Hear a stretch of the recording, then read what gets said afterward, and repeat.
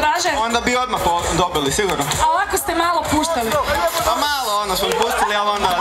Ali čekaj, pa nisi ti u centru pažnje, ma daj, ne vjerujem. Aj svi, Pa ne, a zvijezda, ajde.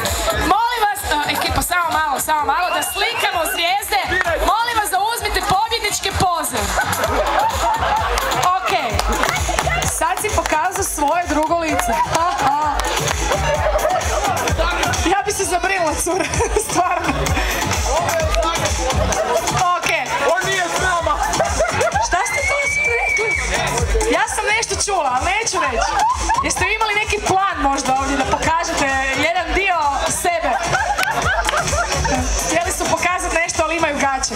Ajmo cice! Dakle, molim vas da podijelite nagradu. Kome kapa, kome ulje. Vi znate kome šta treba. Dečki, izvolite, čestitam na pobjedi. Kome kapa ulje. Okej, sve riješeno. Miro, moramo još jednom ponoviti. Imamo previše zainteresiranih.